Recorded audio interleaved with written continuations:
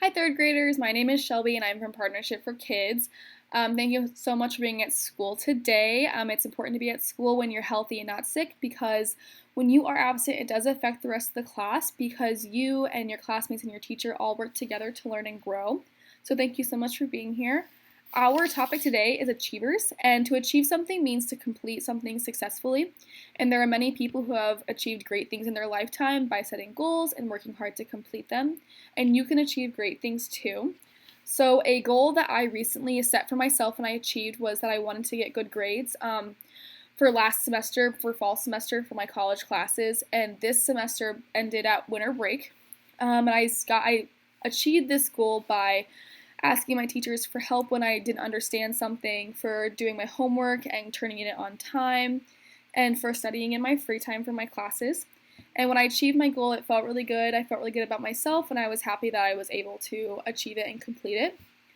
So, our book today is called The Story of Ruby Bridges. It's by Robert Coles, and it's illustrated by George Ford. And for this book, I had picked out 3 words that I think that are important for you to know, that are important to the story. And when we find these words in the book, I'll let you know what the word is, and then we will go through and read that sentence again. When we reread the sentence, I ask that you read the word along with me.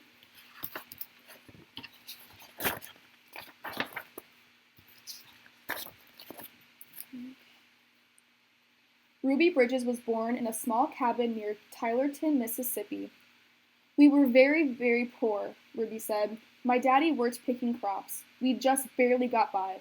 There were times when we didn't have much to eat. The people who owned the land were bringing in machines to pick the crops, so my daddy lost his job. And that's when we had to move. I remember us leaving. I was 4, I think."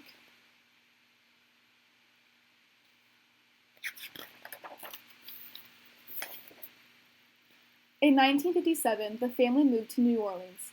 Ruby's father became a janitor. Her mother took care of the children during the day. After they were tucked in bed, Ruby's mother went to work scrubbing floors in the bank. Every Sunday, the family went to church. "We wanted our family to be near God's Spirit," Ruby's mother said. "We wanted them to start feeling close to Him from the very start."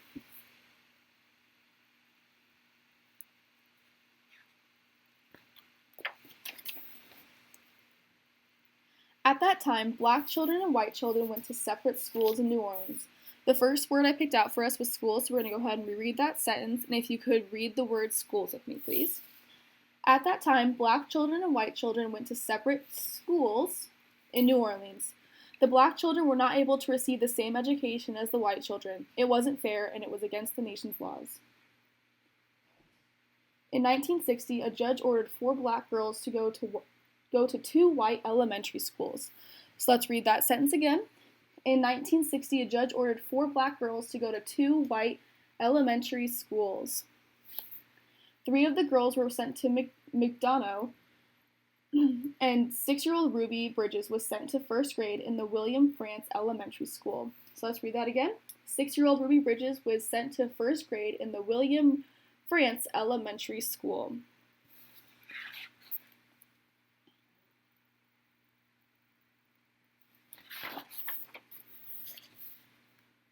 Ruby's parents were proud that their daughter had been chosen to take part in an important event in American history. They went to church. "We sat there and prayed to God," Ruby's mother said, "that we'd all be strong and we'd have courage and we'd get through any trouble. And Ruby would be a good girl and she'd hold her head up high and be credit to her own people and credit to all the American people. We prayed long and we prayed hard."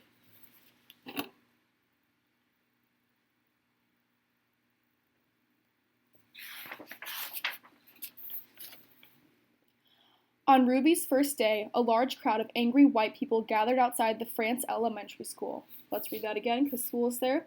On Ruby's first day, a large crowd of angry white people gathered outside the France Elementary School. The people carried signs that said they didn't want black children in a white school. People called Ruby names. Some wanted to hurt her. The city and state police did not help Ruby. The President of the United States ordered federal marshals to walk with Ruby into the school building.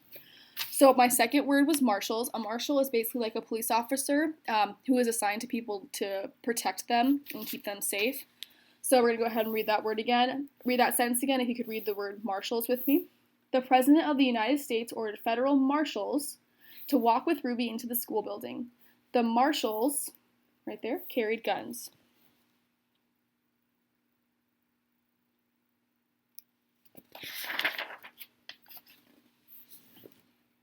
Every day for weeks that turned into months, Ruby experienced that kind of school day. So let's go ahead and reread that. Every day for weeks that turned into months, Ruby experienced that kind of school day. She walked to the France school surrounded by marshals. So we're going to read this sentence again. We're going to read schools and marshals out loud. She walked to the France school surrounded by marshals. Wearing a clean dress and a bow in her hair and carrying her lunch pail, Ruby walked slowly for the first few blocks. As Ruby approached the school, she saw a crowd of people marching up and down the street. Let's go ahead and read that again since school is there. As Ruby approached the school, she saw a crowd of people marching up and down the street. Men and women and children shouted at her. They pushed towards her. The marshals kept them from Ruby by threatening to arrest them. We're going to go ahead and read that again. Marshals is in that sentence. The marshals kept them from Ruby by threatening to arrest them. Ruby would hurry through the crowds and not say a word.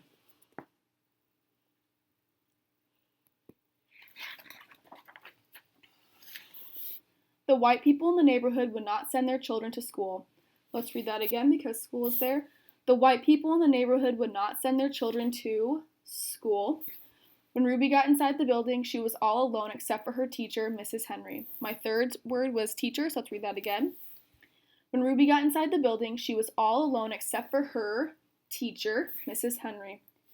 There were no other children to keep Ruby company, to play with and learn with, to eat lunch with. But every day, Ruby went into the classroom with a big smile on her face, ready to get down to the business of learning. She was polite and she worked well at her desk, Mrs. Henry said. She enjoyed her time there. She didn't seem nervous or anxious or irritable or scared. She seemed as normal and relaxed as any child had ever taught.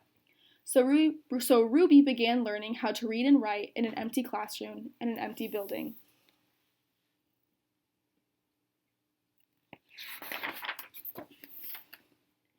Sometimes I'd look at her and wonder how she did it, said Mrs. Henry, how she went by those mobs and sat here all by herself and yet seemed so relaxed and comfortable. Mrs. Henry would question Ruby in order to find out if the girl was really nervous and afraid, even though she seemed so calm and confident. But Ruby kept saying she was doing fine. The teacher decided to wait and see if Ruby would keep on being so relaxed and hopeful, or she'd gradually begin to wear down.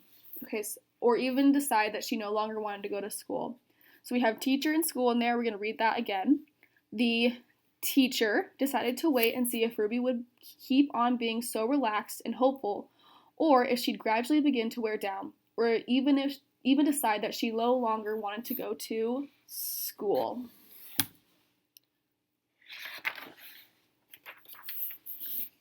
Then one morning, something happened.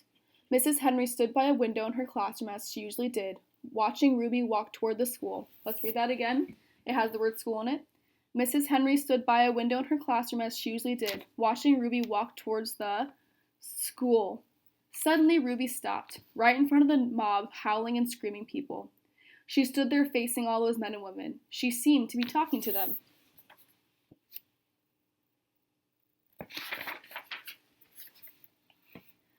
Mrs. Henry saw Ruby's lips moving and wondered what Ruby could be saying. The crowd seemed ready to kill her. The marshals were frightened. Let's read that again. It has the word marshals in it. The marshals were frightened. They tried to persuade Ruby to move along. They tried to hurry her into the school, but Ruby wouldn't budge. Let's read that again. It has the word school. They tried to hurry her into the school, but Ruby wouldn't budge. Then Ruby stopped talking and walked into the school. We'll read that again because it has the word school as well. Then Ruby stopped talking and walked into the school. And we can see in the picture, Ruby is talking to the crowd, and then here's her marshal.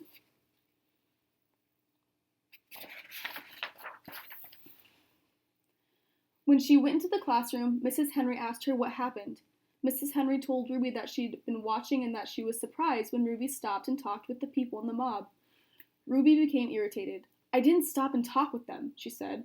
Ruby, I saw you talking, Mrs. Henry said. I saw your lips moving. I wasn't talking, said Ruby. I was praying. I was praying for them. Every morning, Ruby had stopped a few blocks away from school to say a prayer for the people who hated her. Let's go ahead and read that again. It has the word school.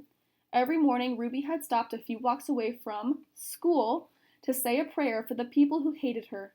This morning, she forgot until she was already in the middle of the angry mob.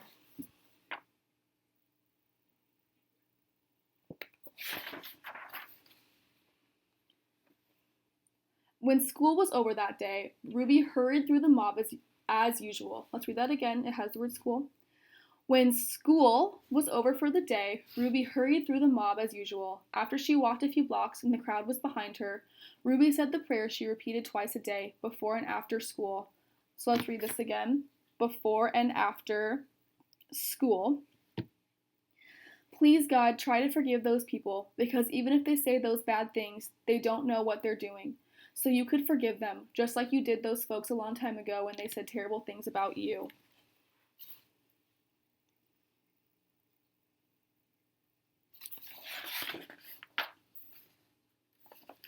All right. Later that year, 2 white boys joined Ruby at the France Elementary School. Their parents were tired of seeing the boys get into mischief around the house when they could have been in school and learning. The mob became very angry when the first white boys went back to the school, but those boys were soon joined by other children. We've been sitting back and letting our children get cheated out of an education because some people have tried to take the law into their own hands, one parent said. It's time for us to fight for the side of the law and for our children's rights to go to school and get their education. They all did get their education, Ruby and a growing number of boys and girls who went to school with her.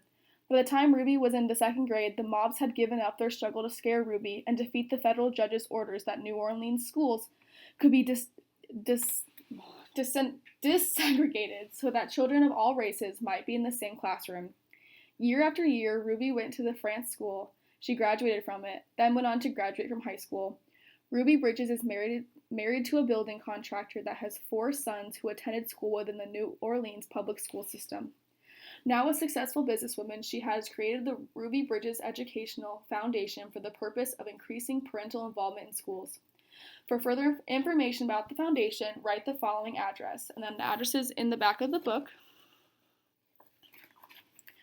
Well, I hope that you guys enjoyed that book. I think that's really a great book, and it does show our topic of achievers really, really well. So since we read the book, if you all could take a few minutes to share a goal that you want to achieve, and it could be any kind of goal. It could be if you want to go to college, a job that you want to have someday, or it could just be any kind of goal. Like maybe you're on a basketball team or a soccer team and you want to shoot a basket or get a goal. It's up to you. So go ahead and pause the video when you start to share, and then unpause when you're done sharing, please.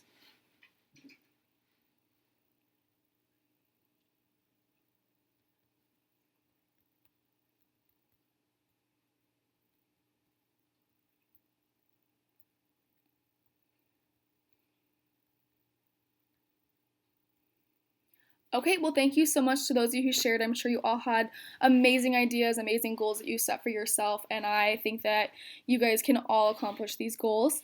Thank you so much for listening today. Thank you for being at school and ready to learn. Have a great rest of your day, 3rd graders.